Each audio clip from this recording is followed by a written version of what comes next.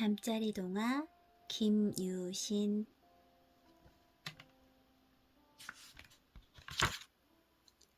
에잇, 야! 유신의 집 마당에서 칼싸움이 한창입니다. 아버지는 유신의 칼을 피해 이리저리 움직이며 생각했어요. 더 이상 가르칠 게 없겠는걸. 아버지는 흐뭇한 미소를 지으셨어요.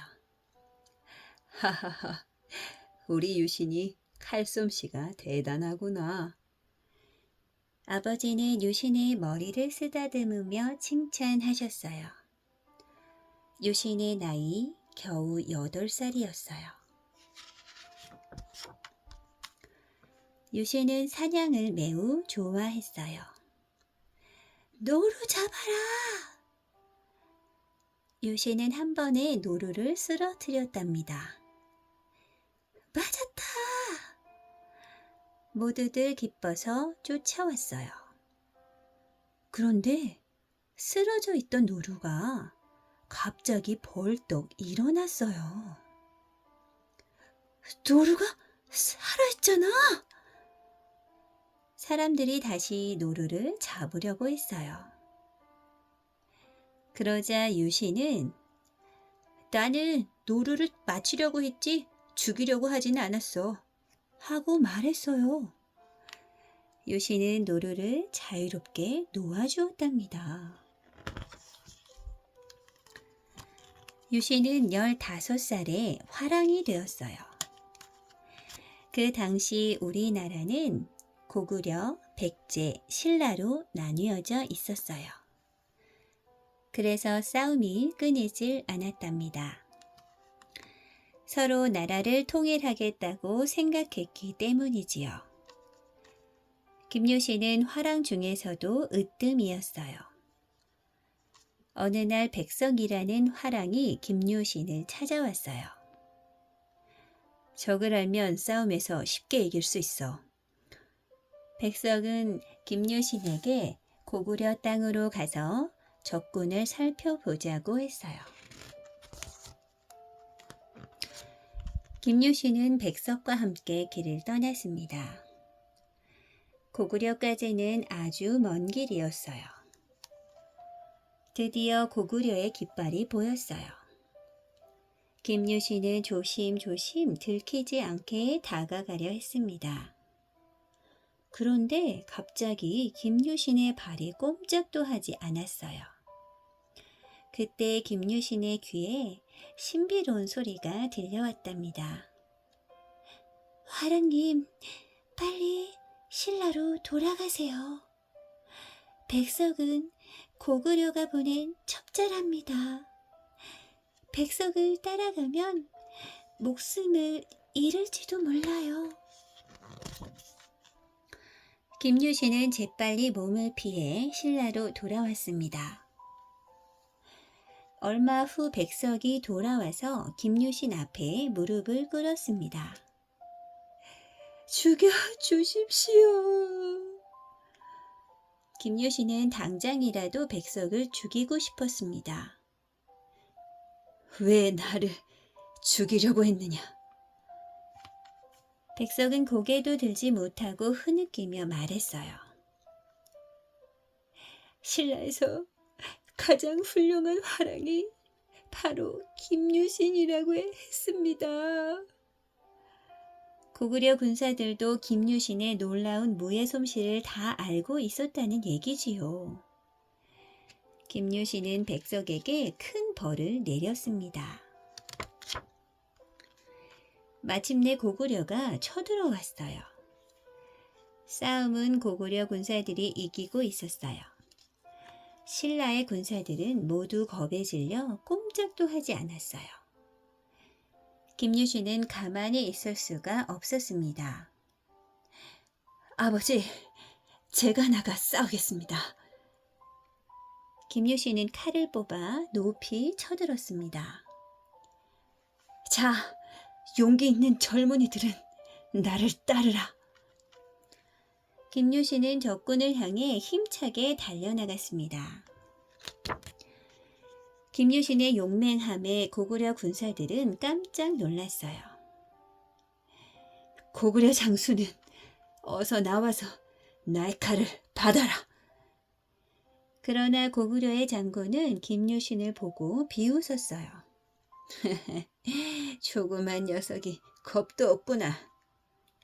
두 사람은 전쟁터 한가운데서 맞붙었어요. 김유신의 칼이 하늘을 향해 높이 치솟았어요. 사람들의 입이 딱 벌어졌지요. 고구려 장수의 목이 땅바닥에 나뒹굴었기 때문이에요. 와! 김유신 만세! 결국 싸움은 신라의 승리로 끝이 났어요. 이번에는 백제군이 쳐들어왔어요. 성을 공격하라! 백제의 군사들이 성벽을 기어 올랐습니다. 백제군의 기세는 꺾일 줄 몰랐어요. 그러나 김유신은 뛰어난 활솜씨로 백제군의 공격에 맞섰어요. 마침내 신라군은 백제의 기세를 누르고 반격에 나섰어요. 죽기를 각오하고 싸우자. 김유신의 호령에 군사들은 힘을 냈어요. 신라는 백제와의 싸움에서 힘들게 승리를 거두었습니다. 하지만 백제는 끊임없이 신라를 괴롭혔어요. 49살의 나이의 김유신은 신라 최고의 장군이 되었습니다. 김유신은 자나 깨나 삼국 통일 생각뿐이었어요. 그러던 어느 날 김춘추가 김유신을 찾아왔어요. 내가 고구려로 가서 임금을 설득해 보겠소. 김춘추는 우선 고구려와 힘을 합쳐 백제군을 물리쳐야 한다고 말했어요. 혹시 내가 돌아오지 못하면 신라와 나의 가족을 부탁하오. 대감이 60일 안에 돌아오지 못하면 내가 직접 고구려로 쳐들어가겠소. 김춘추는 고구려로 떠났습니다. 그러나 김춘추는 고구려에 도착하자마자 붙잡히고 말았어요. 고구려는 신라를 도와주는 대신 신라에게 빼앗긴 땅을 돌려달라고 했지요. 김춘추는 얼른 대답을 할 수가 없었지요. 어느덧 김유신과 약속한 60일이 지났습니다. 김춘추는 고구려 임금님에게 거짓말을 했어요. 내가 신라로 돌아가면 반드시 땅을 돌려줄 테니 나를 풀어주시오.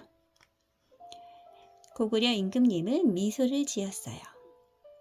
전쟁을 하지 않고도 땅을 되찾을 수 있다고 생각했지요. 한편 김유신은 김춘추가 돌아오지 않자 고구려를 향해 떠났어요. 고구려로 가서 김춘추 대감을 구해옵시다. 김유신이 이끄는 화랑도들의 사기는 하늘을 찌를 듯 했어요.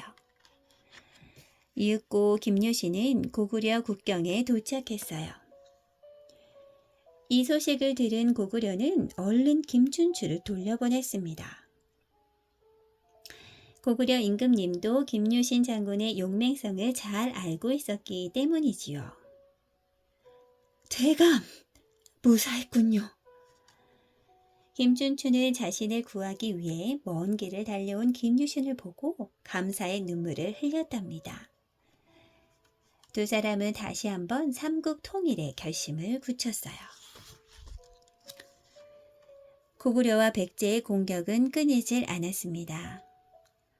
신라는 싸움을 하느라 나라의 힘이 약해져 있었어요. 김유신은 김춘추를 찾아와 의논했어요. 대감, 무슨 좋은 방법이 없겠소? 김유신의 얼굴에 나라를 걱정하는 마음이 가득했어요. 내가 당나라에 가서 군대를 요청해 보겠소. 당나라와 힘을 합치면 고구려와 백제를 물리칠 수 있을 것이오. 김춘추는 위험을 무릅쓰고 당나라로 가겠다고 했어요. 대감, 잘하고 오시오. 두 사람의 눈빛이 굳은 결심을 말해주었어요. 김춘추는 김유신에게 뒷일을 부탁하고 당나라로 떠났습니다. 얼마 후 김춘추는 당나라의 승낙을 받아 돌아왔어요. 그리고 왕의 자리에 올라 태종 무열왕이 되었지요. 무열왕은 김유신에게 모든 군대의 지휘를 맡겼어요. 김유신은 먼저 백제군과 싸웠습니다. 당나라 군대와 힘을 합친 신라는 백제를 멸망시켰어요. 그러자 고구려는 불안에 휩싸였어요. 우리 고구려는 백제와는 다르다. 고구려 장수는 큰 소리를 쳤어요. 하지만 김유신이 이끄는 화랑도의 용맹함과는 비교가 되지 않았어요. 마침내 신라는 고구려의 항복을 받아냈어요. 그러나 싸움은 끝나지 않았어요. 이번에는 당나라가 신라를 넘보며 괴롭혔어요. 하지만 김유신은 한치도 물러서지 않았어요. 마지막까지 있는 힘을 다해 당나라를 몰아냈어요. 드디어 삼국이 통일되는 순간이었어요. 김유신 장군 만세! 김유신은 백성들의 환호에 기쁨의 눈물을 흘렸습니다. 이제야 편안히 눈을 감을 수 있겠구나.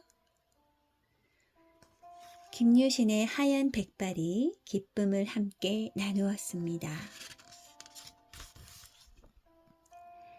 고구려, 백제, 신라 이 삼국의 통일 주역은 역시 김유신과 김춘추입니다. 이 둘은 삼국 통일의 염원을 가지고 서로의 우정을 쌓아갑니다.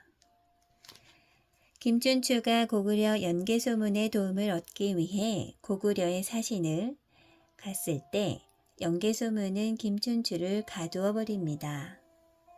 하지만 우정이 깊었던 김유신은 위험을 무릅쓰고 김춘추를 구하러 고구려로 떠납니다.